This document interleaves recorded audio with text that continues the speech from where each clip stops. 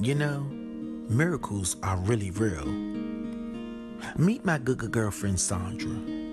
Now, Sandra lost her son on September the 25th, 2009. Not only was this day the date of her son's death, but this was also Sandra's birthday. As Sandra grieved and blamed God for the loss of her son, what she didn't know that God had a purpose for her pain. So tell us about September the 25th, 2009. Okay, so on September 25th, everything was going good. It was a good day. I was at work having a great day. It was my birthday. So my job had given me a surprise birthday party. So everything was good, everything was lovely, and I was having a great day. And my son and I had been speaking for a few weeks because we had gotten into it about some things. And as I was driving home from work, I just heard in my spirit to call your son, make amends with your son. And I was like, no, you know, it's my birthday. He need to call me. If he called me, I'll talk to him, because every time we... How old was he at this time? He was 20. 20, okay. Every time he would call me, he would hang up on me. If I called him, we would hang up on each other. So I was like, if I call him, he ain't gonna do nothing but hang up anyway. So I was like, I'm not calling him. It's my birthday. He gonna call me. And I was like, if he called me, I'll talk to him, because we never would talk. And so as I was driving home, I was listening to 95.5, and Tomorrow came on. That's okay. Tomorrow will bring that. No. Oh, which one?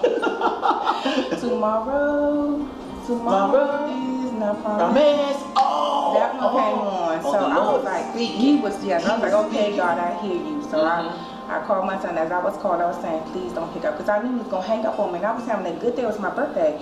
So I was calling him. I was like, please don't pick up, please don't pick up. So he picked up that deep voice, hello. I was like, Reggie, this your mom, don't hang up. So he was like, I know it's your mom. So I was like, look, we was beefing over a cell phone bill. I was like, this is stupid. You know, we haven't talked in 6 months.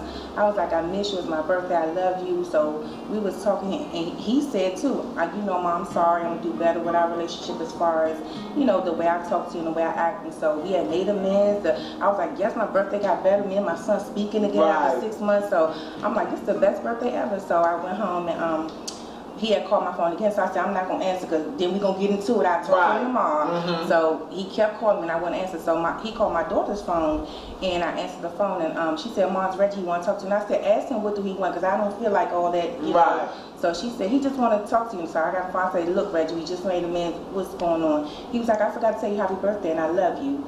And I was like, oh, okay. I was like, thank you so much. So I was like, okay, now we good. So then so it got later in that day, and my sister was calling me, my nieces, everybody kept calling me. And I was like, well, they just want to wish me happy birthday. I don't want to talk to nobody. It's 10 o'clock at night. I'll talk to them tomorrow. So everybody just kept calling. I kept declining, kept ignoring. So my daughter, they called my daughter phone, because they know if they can't get me, they'll call her. They call your daughter. So they called my daughter phone, and she jumped up on the couch like, Mom, your sister, she crying. I'm like, what is going on? Like, it's my birthday. What is she crying? So I get on the phone, talk to my sister. She crying uncontrollably. I'm like, what is going on? And she couldn't get it out. She was like, I need you to meet me in Birdie Farms. It's Reggie. I was like, well, what's wrong? What's going on? Where is he? And she was like, just come to Birdie Farms. And so I said, I'm going to call my niece, because, you know, she'll tell me what's going on. So I called my niece, and she got on the phone. She was like, it's Reggie. He got shot tonight. He didn't make it. And so I was like, I didn't really process it. I'm like, it's my birthday, you know, Reggie got shot, he got killed. But I'm still thinking, okay, you know, they want me to meet them in Birdie Farms. So I got my kids, we got in the car, we went down there, and sure enough, it was him. And I still wasn't like, I think I was in so much shock, because first of all, it was my birthday. You saw my son got shot and killed, and it's my birthday. It's one thing if somebody gets shot and they survive, or shot and killed on a different day, but we talking about my birthday. So I'm like, I'm down in Birdie Farms, all my family down there, they crying, I'm comforting them, telling them it's gonna be okay. Like, I'm the mother, I need comfort, but for some reason I'm comforting them, like, don't cry, we're gonna get through this. And you know, everybody was just breaking down everything. And so, you know, I just was, you know, comforting my family and everything. So after that, you know, as time went on, I promised myself from that day I would never ever celebrate my birthday. I'm like, this is just too much. I'm not going to celebrate my birthday.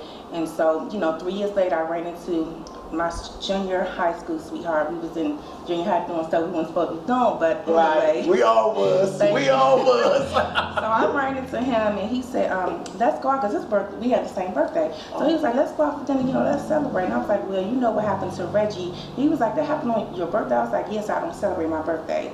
So in 2013, we started dating, and I got pregnant, and I already had 4 kids, and he didn't have any. So I told him, look, I don't want no kids. I was going to abort the baby. I was like, you know, what I went through with Reggie, I already got 4. I don't want any more kids. And so he was like, you know, I always wanted one, but I understand, you know, that's your body, and, you know, I understand.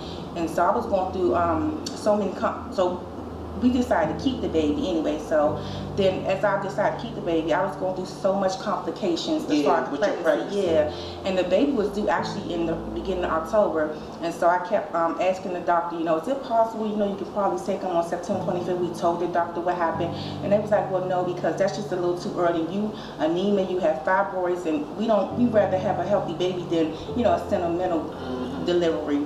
And so we was like, okay, whatever, we let it go. So I was having so many complications, and everything was happening with the baby. The fibroids started getting bigger and closing in on him. So they was like, we have to take this baby. You losing blood, like you anemia. And so I didn't think, you know, I'm thinking they already told me they couldn't take it nowhere near September, the end of September. So as time went on, it was like, you need to schedule a C-section so we could take the baby. And they said they was going to take on September 25th, but we still was like, we didn't think they was going to take him, because they was like, you having so many difficulties that we don't know if we're going to even be able to take him around that time. So as time went on, we scheduled a C-section. Even as the time got up towards September 25th, I'm thinking, there's no way, you know, this just, come on now. Yeah. They have another baby on the same day my son was killed, and my birthday. And my husband. I'm like, this is just, I still didn't think they was going to take him on that day. But when September 25th came, we wouldn't even think about our birthday. We was thinking about getting to the hospital, having a safe delivery. Baby came out healthy, happy, and it was just like a miracle. It was all God's plan. It was like, you know, everything that happened, and even when I lost my son, God kept speaking to me and telling me, I'm going to restore your joy, I'm going to restore your joy. And I was saying, how are you going to restore my joy? You going to raise my son from the dead like they do in the Bible? You know, because I do go to church, and I believe in those things, and I'm thinking, okay, well, maybe my son will get up at the funeral or something. I didn't know how he was going to restore the joy. And you know how people talk about God give you double for your trouble? He really did give me double. He gave me a husband with the same birthday and another son. And so I was just, wow. Yeah, I was just, every time I think about it, I'm shocked. I'm sitting here, got chills. I'm shocked too, like I just can't. Her birthday, your husband's birthday on the same day, and you had birth on that day. Yes. So it's your birthday, your son, your newborn, the 4-year-old. Your 4-year-old birthday, and your husband's birthday. Yep.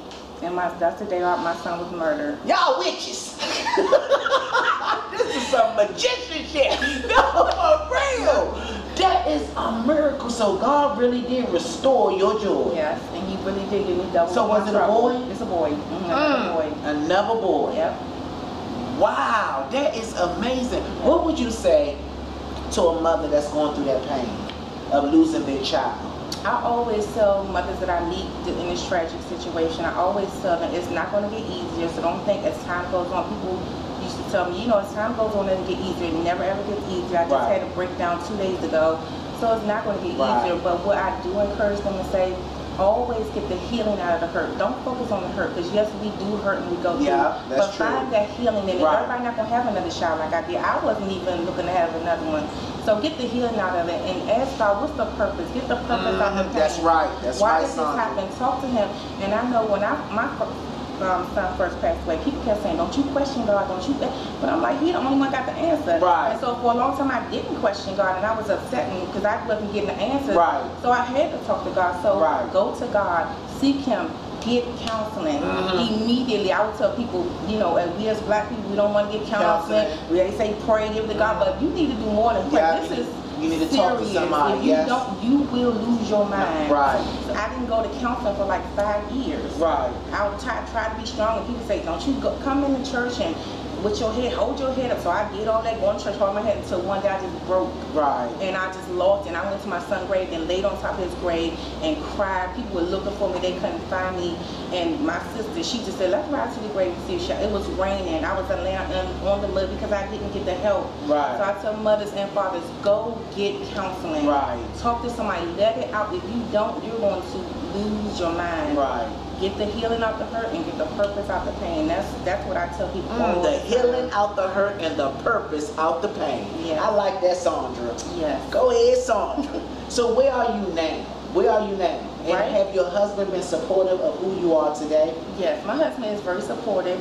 He knows that, you know, when I need my moment, he gives me my moment. Right. Only thing he doesn't like, when I do have breakdowns, I'll go somewhere and just turn my phone off. I won't call. He say, just get off of that scurry. Because, you know, sometimes I don't like to put it on other people. I understand that, but he care about you. Yeah. And they want to make sure that you're okay. Yeah, he do. And I know he loves me, but he's just like, just let me know. Right. In a minute, you going to the grave site or Reggie on your mind. And, you know, he keep my stuff. If I'm in a room crying, he'll come hug me and he'll step out. And, you know, he'll pray with me, pray for me. So he's very supportive in that aspect, yeah. Right. Well, I'm so glad. So you in a peaceful place now? I'm in a better place. And like I said, I do have my moments. Like 2 days ago, I had a little breakdown, but I'm better than I was 5 years ago. Yeah. So how's your kids and your family? They supportive of you? Yeah, the kids are very supportive. My daughter does get counseling. The boys, they really still don't get counseling. But you know, they have. So your whole family had to get counseling? Yes, when they were younger, yeah, we had to go because they didn't want to go to school. They didn't want to talk about it. They tried to put in the back of their minds. That was good that you did that, put them in counseling. Yeah, yes. I had to because it was hard. It was bad. But so what joy besides the birth of your child do you carry with you through this whole situation? The memories of my son. He was so funny. Like, he was like you, Lonnie. He was so funny. I mean, he used to make up dances. He had one dance called the lawnmower where he would do this. And jerk it, and he would walk around like he was dancing and mowing the lawn. He could fix anything. Like I remember one time my sister, her van was broke, and they were climbing in through the back. Everybody for like 2 weeks. Right. He came over there and did something and started touching it, and the door said just opened up. He was like such a character. His favorite song was LOL Smiley Face. Remember that song? Oh, okay. He loved that song, and he would call me and say, sing the song to me. I'm like, boy, get up my phone. He would call me like, what's up, baby? Like, you know, he was just, I'm like, who was this? He was like, you met me in the club, remember? And I'm kind of thinking, like, I'm singing, I'm like, so who? Okay, who be me? I'm like, I need me a man. He sounded real good. And he like, morning to me. I'm like, boy, get off my phone. But I'm like, he would get me every time, like, what's up, boo? I'm like, who's this? Need a man, you playing games. Oh, well, I'm so glad. That's why when I start thinking, like, sad, I'll think about the funny things. But he'll just appear to me. He'll come to me all the time. I dream about him. I think about him. And he was actually the one that told me to keep the baby. I had an encounter with him, and it scared me to death. I was sitting on the bed folding clothes, and I turned around, and he was sitting there. It's like, Mom, you cannot abort that baby. Oh, wow. And I was like, oh, my gosh. And I just fell on my knees, started crying. Right. And that was like made me keep the baby. Right. Because he said that's your blessing. God is trying to show you something. And so that was restore your joy. Yes, he did. Yes. Well, thank you so much, Sandra. You did it, Sandra. You did it. I met you. Yes. Like, I am so glad. That is a beautiful story. Thank you so much. Your story is an inspiration to me.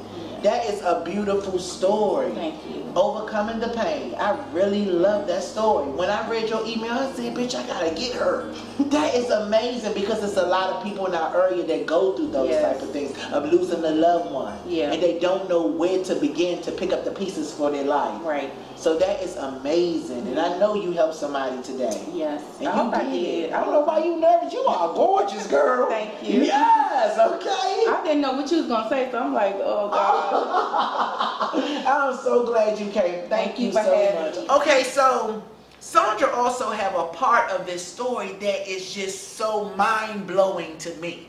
I know a lot of you out there probably like, that bitch is crazy, okay? But it is mind-blowing to me. And I just want to share it with you guys today. So, the guy that murdered your child, Sandra is in contact with the guy that murdered her child. Yes, I am. How did that come about?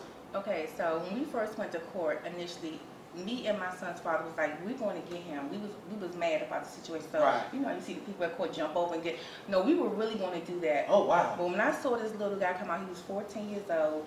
He came out and he had his head down. He looked remorseful. He looked sad. When I saw him, the look on his face like, I made a huge mistake. And so when I first saw him, I don't know, I just guess my mother instinct just something overcame me, and I could not be mad at him. So I instantly forgave him, but it took my son's father a little bit longer. But anyway, as court went on and everything, he called me one day. His sister and I was talking in court, and she's like, my brother wants to call me. I'm like, I don't want to do. What do you want to call me for? She's like, I don't know, but he just wants your number. And so the first time she asked me, I was like, no. But then I was like, yeah, tell him call me. I got something to say to him too. Yeah. So he called me one day. Oh, Sandra's hood. Y'all got Sandra fucked up. For those of you that don't know, Brain Farms is a hood. Yeah. Here in the District of Columbia. I mean a hood, bitch. Okay. And I'm from Valley Green by way of Connoisseur. Oh, come on now, Sandra. Get the strap. Yeah. Yeah, so my husband from Connoisseur, so y'all dangerous in here. Y'all dangerous. Y'all mad at the morgue. Well, go ahead. Yeah, so she was like, her brother wanted to call me. So I said, yeah, tell him call me. I got something to say to him because my intentions, I forgave you, but I want to let you know how you hurt me, you hurt my family. So when he called me one day, it was from a crazy number. I think it said restricted something. And I usually don't answer, but for some reason I answered. Jail calls. Yeah, I said, okay. So then when he said who it was, I said, okay. So when he first got phone, I was like, hello. He was like, hello. So it was just quiet. And I was like, well, go say what you guys say because, you know, he never admitted that he killed my son because, you know, he pleaded not guilty. Right. He never admitted, but he was like, I just want to apologize for what happened to your son. You know, I'm not saying I did it, but, you know, that's a terrible thing. You lost your son. I wouldn't wish that on nobody. And, you know, so he apologized and we had a good conversation. And, you know, I was like, I'm sorry, you know, you in this situation because he got 45 years and he was very young when he first got convicted. Yeah, he was very young. So he got a lot of time to think about. He's still in jail? He's still in jail. And so he, of course, they appealed the case. They appeal the case all the time because anything that goes on the case, they always send the information like this was going to appeal it again. Right. So I always know if he ever get out there, let me know. And so, you know, we talking and everything. He's like, do you mind if I send you something for Mother's Day? I was like, well, no, that's just doing a little bit too much. He was like, I know, but I want to send you something. So I was like, okay, go ahead and send it. So every Mother's Day, he sends me a Mother's Day card. Wow. On my birthday, he sends me a birthday card. And he always email me and text me. And so now our relationship is to a point where I'm telling him, are you in school? Are you taking a trade? Did you do your homework? Stay out of trouble. Because sometimes when we try to talk, he don't call me for a while. I'm like, why you haven't called me in like 6 months? He was like, well, we was on lockdown. And I was like, I was supposed to go see him actually when he was over DC jail, but he got caught with a knife and so I couldn't go see him. Right. So now that he's away, he wants me to come see him. And my husband know a lot about that being in there. So he said sometimes those people use you, they use the mothers and feed off that so you can get them money, send them letters, keep in contact. He was like, so you just gotta watch, you gotta be careful. Right. What's his real motive of keeping in contact? He said he was sorry, so now why is he still keeping in contact? So he's like, be careful with, you know, sending money and staying in contact. Do you send him money? I've never sent him money. So yeah, he's doing well. So did he tell you why he did it, or he just still pleading? Well, it was a robbery that went bad. They was down there gambling, and you know they was like trying to rob the people. And I was so mad at my son when I found out what happened. Everybody ran when they pulled the gun. You know, somebody pulled the gun, you run. Right. My son gonna stand there and try to fight off the two guys with the gun. Oh wow.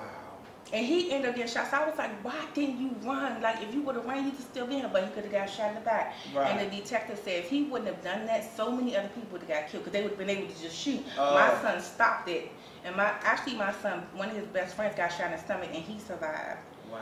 Yeah, and so that's what happened. It was a robbery that went bad. It wasn't like they, you know, carjacked him or anything like that. So they was just trying to get some money and it didn't end well for them. So, you know, once I found out everything that happened, I was like, okay, well, and then started talking to him. I got a sense of, and I met his grandmother, and she was like, he wasn't raised like that. Even though they lived in Bray Farms, they always tried to tell him to do the right thing. I spoke to his mother, and you know, you can tell when somebody's faking, when they phony, whatever. I've been over their house and sat with them, and you know, talked to everybody, and so I feel like they're genuine family. Like they grew up in the hood like me. They children just chose their own path. Like my kids, some of my boys chose their own path, and so. You know, I genuinely love him. When I talk to him, it's no anger, it's no animosity. I still talk to his sister. And like I was telling you before, his sister, her daughter passed away. She had something happen with her throat. And I danced. So I danced at her daughter's funeral. Wow. That's how God is connecting. And it's not like, oh, you stupid girl, you shouldn't be dealing with that family. And, you know, I've heard that from people. But why would I hold on to that hurt? This family need me. I'm being a blessing to them. Yeah. You know, they've been a blessing to me. She's like a daughter to me. He's like a son. It's like the more the merrier. I don't look at it like I'm being stupid, I'm being slow, I don't need to be a part of this family. It's Christ-like. Yeah, it is. It's That's what the Bible tell you. Like, yeah. if your enemy need a coat, give him 2 coats. You know, so I just try to do the things of God, and not just do the things of God, but just be a good person. I don't want to hate him. It takes a lot of energy and strength to hate somebody. So I'm like, I just let it go. I'm already dealing with the death of my son. I don't want to be I'm mad at him too and all right. You know, I got enough. Yeah, I got enough going on. So I chose to forgive him. Sandra, you are an amazing person. I am inspired. I don't know if I want to call you Sandra or Jesus. Okay, is this Jehovah? Okay, seriously, did you rise on the 3rd day? Okay, seriously, this is amazing. You are a beautiful person. Thank you. God, you only meet beautiful people like once in your life. I think I met mine. I thought it was going to be Michael. Okay, but look, this is restored by joy. Okay, oh my God, that is amazing. Wow, I'm stunned by that. That is such a good story. Wow, well, thanks again, Sandra, for real. Give me another girl. Oh.